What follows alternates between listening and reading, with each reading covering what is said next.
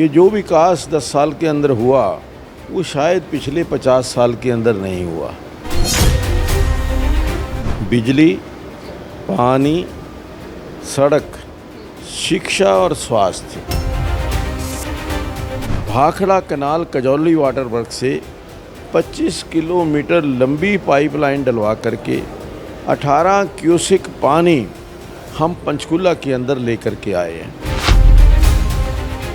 हरियाणा विधानसभा चुनाव की जोरों शोरों से तैयारियां चल रही हैं। चुनाव प्रचार जोरों शोरों से चल रहा है। नामांकन पत्र दाखिल किए जा रहे हैं। आज पंचकूला से भाजपा के प्रत्याशी ज्ञानचंद गुप्ता जी ने अपना नामांकन भी दाखिल किया। बातचीत करेंगे उनसे कि कैसी तैयारी है। सर, तीसरी बारी चुनाव मैदान में आप आए हैं, कैसी तैयारी? देखिए, हमारी तैयारी, भारतीय जनता पार्टी का कार्यकर्ता हमेशा चुनाव के लिए तैयार रहता है, क्योंकि हमारा कार्यकर्ता ग्राउंड ज़ीरो का कार्यकर्ता है। वो ज़मीन पर रह कर के, लोगों के बीच में रह कर के कार्य करता है। तो इसलिए भारतीय जनता पार्टी की चुनावी तैयारी विशेष नहीं, लेकिन ये तो एक रेपिटेशन, रिवीजन ऑफ द, जैसे होम टास्क होता है, ये हमारा रिवीजन टाइप रहता है। हमने 5 साल के अंदर जो काम किए हैं, जो 5 साल के अंदर पंचकूला में विकास हुआ है, जो उपेक्षित पंचकूला विकसित पंचकूला बना है, इसी जो नारे को लेकर के, इसी कामों को लेकर के हम जनता के बीच में जा रहे हैं। आज नामांकन पत्र हमने सुबह बहुत बड़ी संख्या के अंदर हमारे कार्यकर्ताओं के साथ जाकर के नामांकन पत्र दाखिल किया, और विशेष तौर पर जो हमारे कार्यकर्ताओं का उत्साह जो देखने को मिला, ऐसा लगता है कि जैसे एक हमारे कार्यकर्ताओं ने, लोगों ने तीसरी बार भारतीय जनता पार्टी का यहाँ से चुनावी उम्मीदवार जीत करके जाए और तीसरी बार हरियाणा प्रदेश के अंदर भारतीय जनता पार्टी की सरकार बने, ऐसा लगभग तय कर लिया है।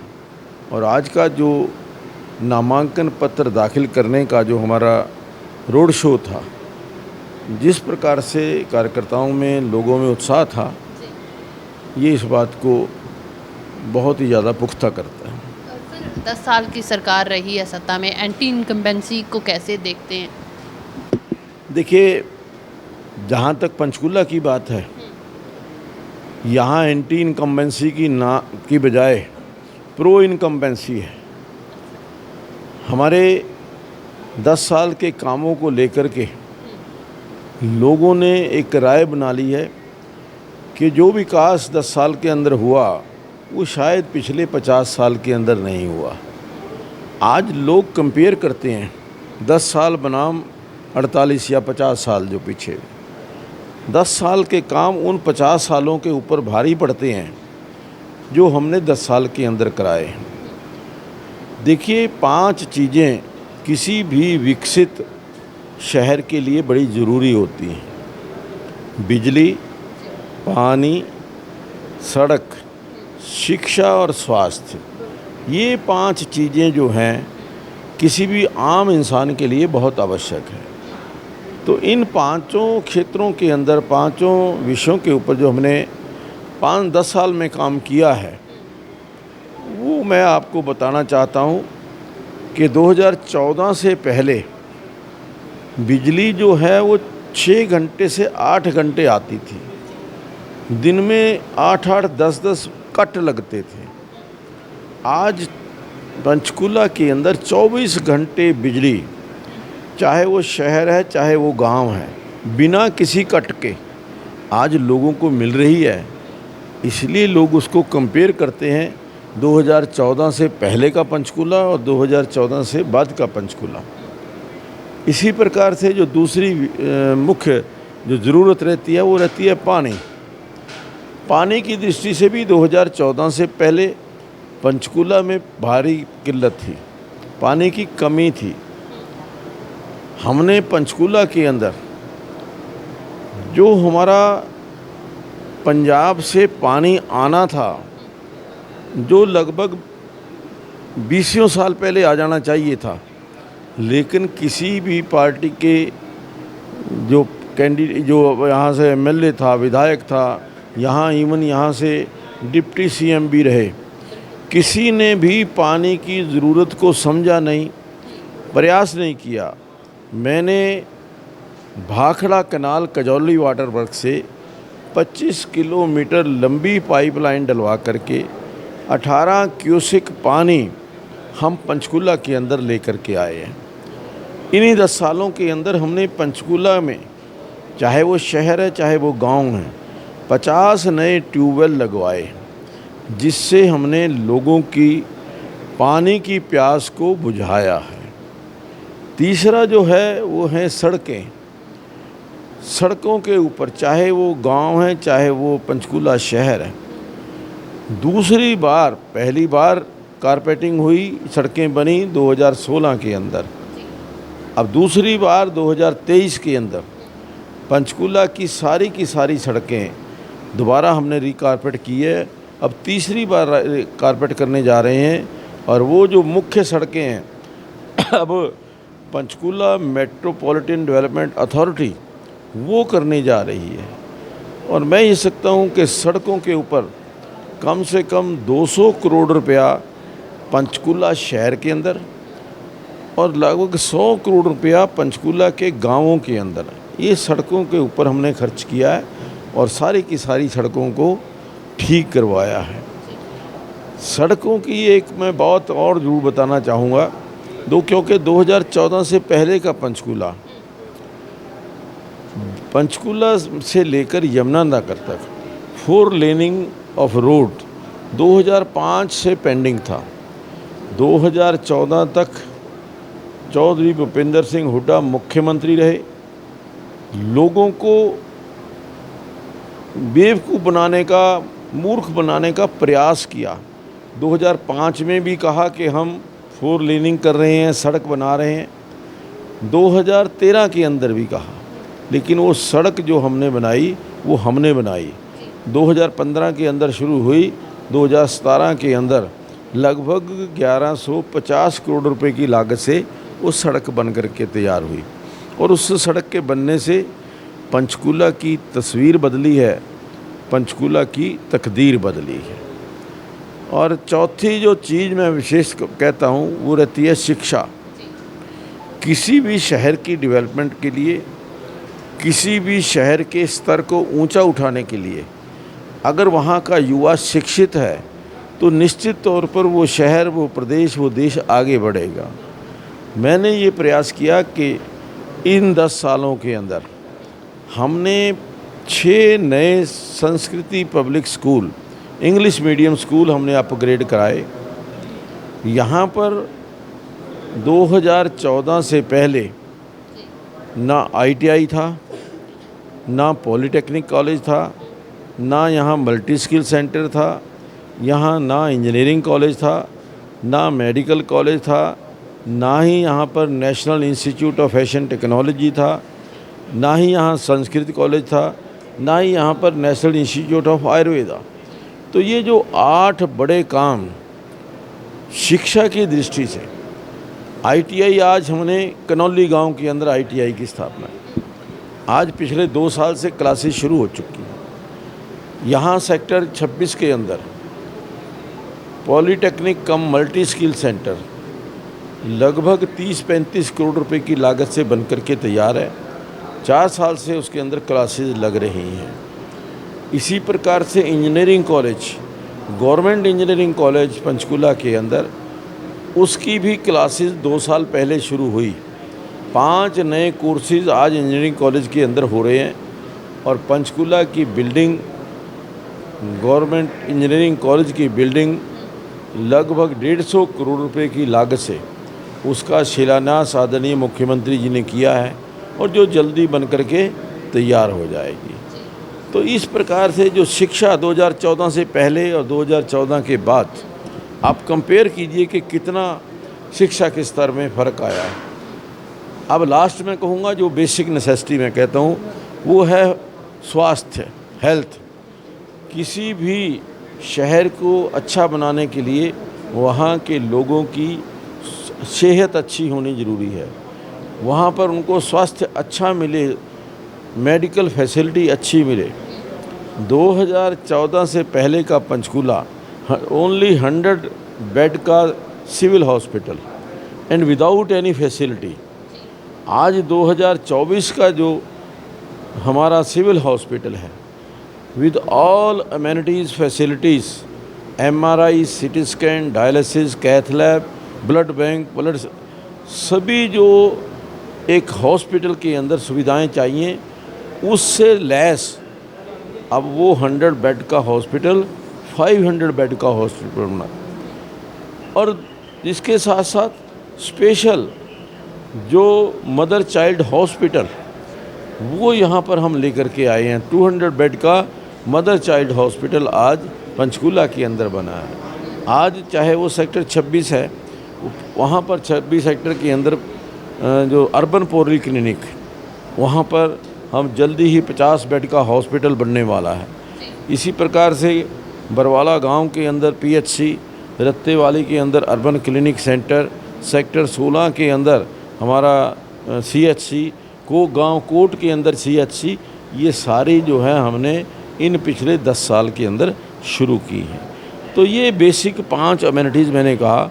इसके अलावा भी हमने पंचकूला को परिवहन की दृष्टि से जो 2014 से पहले पूरे हरियाणा प्रदेश के अंदर केवल पंचकूला ज़िला एक ऐसा था जिसके अंदर हरियाणा रोडवेज़ का डिपो नहीं था। 2016 के अंदर डिपो लेके आए। 87 करोड़ रुपए की लागत से मोस्ट मॉडर्न वर्कशॉप लेकर के आए, जो मैं समझता हूँ कि परिवहन की दृष्टि से आज सभी जो हमारे जिला स्तर के ऊपर जो जिला स्तरीय जो शहर हैं उनको पंचकूला से कनेक्ट किया गया है। यहाँ से दिल्ली के लिए, उत्तर प्रदेश के लिए, सभी लगभग राजस्थान के लिए यहाँ से बसें यहाँ से चलाई जा रही हैं।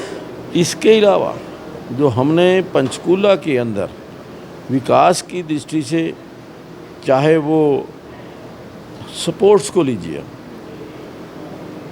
खेल बहुत आवश्यक है हमारी ज़िंदगी के अंदर युवा के लिए। 2017 के अंदर खेलो इंडिया हुआ और खेलो इंडिया में हमने यहाँ पर अंतर्राष्ट्रीय स्तर का 5000 लोगों की सिटिंग कैपेसिटी का मल्टीपर्पज़ स्पोर्ट्स हॉल, जिसके अंदर 12 इंडोर गेम्स खेली जा सकती है, इसका निर्माण हमने कराया। यहाँ पंचकूला के अंदर अंतर्राष्ट्रीय स्तर का हॉकी स्टेडियम हम लेकर के आए। पंचकूला में बास्केटबॉल, अंतर्राष्ट्रीय स्तर का बास्केटबॉल का stadium, indoor stadium with fully air condition. इसी प्रकार से वॉलीबॉल स्टेडियम अंतर्राष्ट्रीय स्तर का। ये जो स्पोर्ट्स की फैसिलिटी हमने यहाँ पर दी है, और इसके अलावा अभी 200 बच्चों के लिए स्पोर्ट्स हॉस्टल वो अंडर कंस्ट्रक्शन है। यहाँ पूरे नॉर्दर्न इंडिया का सबसे बड़ा sports injury recovery centre Panchkula के अंदर बना है। तो इस प्रकार से जहाँ शिक्षा और स्वास्थ्य के ऊपर हमने ध्यान दिया, वहीं हमने जो स्पोर्ट्स के ऊपर भी पूरा ध्यान केंद्रित किया है। विकास की दृष्टि से मैं अब बहुत लंबी सूची है, मैं गिनाऊँ आपको कि जैसे मल्टी लेवल पार्किंग, एक भी कोई मल्टी लेवल पार्किंग पंचकूला के अंदर नहीं थी। आज 3 मल्टी लेवल पार्किंग, बड़ी मल्टी लेवल पार्किंग 32 करोड़ रुपए की जो DC कार्यालय है उसके बाहर, कोर्ट्स हमारे चैम्बर्स हैं उनके बाहर जो 32 करोड़ रुपए की लागत से जो एक मल्टी लेवल पार्किंग का निर्माण हुआ। माता मनसा देवी के अंदर हमने मल्टी लेवल पार्किंग का निर्माण किया। गुरुद्वारा नाडा साहब के अंदर हमने मल्टी लेवल का पार्किंग का निर्माण किया। यहाँ पर ओल्ड एज होम, दो ओल्ड एज होम लेकर के आए। सारे सेक्टर्स के अंदर, सभी सेक्टर्स के अंदर जहाँ जहाँ जगह अवेलेबल थी वहाँ हमने कम्युनिटी सेंटर बनाए। और कम्युनिटी सेंटर भी हमने जस्ट लाइक जैसे जो हमारे मैरिज पैलेस होते हैं, कांग्रेस पार्टी ने अपनी पराजय स्वीकार कर ली है। अब क्या है कि मुझे ये लगता है कि क्योंकि एक दिन बकाया है, अब एक नहीं 4 कैंडिडेट कांग्रेस के आएंगे। एक चौधरी भूपिंदर सिंह हुड्डा की कांग्रेस का कैंडिडेट, एक कुमारी शैलजा की कांग्रेस का कैंडिडेट, एक भाई सुरजेवाला जी की कांग्रेस का कैंडिडेट और चौथे कैप्टन अजय सिंह यादव की कांग्रेस का कैंडिडेट। क्योंकि आपस के अंदर कोई इनका फैसला हो नहीं पा रहा, तो मुझे उम्मीद है कि 4 जो कैंडिडेट हैं वो कांग्रेस की तरफ से चुनाव लड़ेंगे। तो मुकाबला किससे लगे? अभी तो देखिए कौन कौन कैंडिडेट आते हैं, उसके आने के बाद ही पता लगेगा कि कौन जो बलवान जो है, जो वो ज़्यादा तकड़ा है। ये मुकाबला तो फिर बहुत सारा, 2 कोना नहीं, 3 कोना नहीं, बहुत सारे कोनों का। अगर 4 हिस्सों में आपने कांग्रेस बांट दी है, 5वीं आम आदमी पार्टी मैदान में है, 6ठी इनेलो है, 7वीं जेजेपी है, 8वीं भाजपा है, तो कैसे देख रहे हैं मुकाबला? आपको क्या लग रहा है किस पार्टी के साथ है? देखिए अब ये तो मैं नहीं कह सकता भी कौन सी कांग्रेस के साथ है, वो कैंडिडेट आने पर पता लगेगा, क्योंकि कांग्रेस के 4 कैंडिडेट आएंगे। चलिए, क्षेत्रीय पार्टियों को कैसे देखते हैं? इनेलो होगी, जेजेपी होगी। देखिए एक टाइम था, क्षेत्रीय पार्टियों का टाइम था। कोई टाइम था कि इंडियन नेशनल लोकदल के 85 एमएलए आउट ऑफ 90 जीत करके आए थे, लेकिन उनकी कार्यशैली से परेशान होकर के, उनकी कार्य क्षमता को पहचान करके और उनके जो दृष्टिकोण हैं देश के प्रति, प्रदेश के प्रति, उसको देख करके वो इंडियन नेशनल लोकदल जिसके 85 विधायक थे, आज एक विधायक, केवल एक विधायक है। तो ये मैं समझता हूँ कि लोगों का मन जो है, जो ये प्रादेशिक पार्टियां हैं, इनसे उखड़ चुका है। और आम आदमी पार्टी को कैसे देखते हैं? क्योंकि पहले दिल्ली में सरकार बनाई, फिर पंजाब में सरकार बनाई, और जैसे आप 5 काम गिनवा रहे थे कि बहुत आवश्यक होते हैं किसी भी पार्टी के लिए, किसी भी सियासतदान के लिए, वैसे कुछ गारंटी आम आदमी पार्टी ने भी दी हैं। आज जो गारंटियां आम आदमी पार्टी ने दी थी, पंजाब के लोगों से जाकर के पूछिए कि क्या वो गारंटियों को पूरा कर पाए, और वो गारंटियां पूरा करते करते किस प्रकार से दिवाला हो गए। आज दिवालिया हो गए वो, कि आज बहुत सारे डिपार्टमेंट्स के कर्मचारी ये कह रहे हैं कि हमें 4 महीने से तनख्वाह नहीं मिली, हमें 5 महीने से तनख्वाह नहीं मिली। बिजली की बात करते थे, 24 घंटे बिजली देंगे, और फिर कहा कि फ्री बिजली देंगे। अब जब बिजली नहीं है तो फ्री तो वैसे ही होगी जब बिजली आई नहीं है। आज बिजली नहीं है 24 घंटे बिजली, वहाँ पर तो 2 घंटे 4 घंटे बिजली आती है, और वो फ्री बिजली देने की बात करते हैं। ऐसी फ्री बिजली से तो पैसे देकर के बिजली ली हुई अच्छी है। जो 24 घंटे बिजली आज हम पंचकुला के अंदर दे रहे हैं, हरियाणा के अंदर दे रहे हैं। दूसरी जो गारंटियाँ, जो महिलाओं को 1000 रुपया, और राहुल गांधी ने कहा था 8,500 रुपये खटाखट फटाफट खाते के अंदर आ जाएंगे, वो हमारी बहनें इंतज़ार कर रही हैं कि वो कब खटाखट 8500 रुपये आएंगे, और कब 1000 रुपया, चाहे वो हिमाचल की हमारी बहनें हैं, चाहे पंजाब की बहनें हैं, वो उनका इंतज़ार कर रही हैं।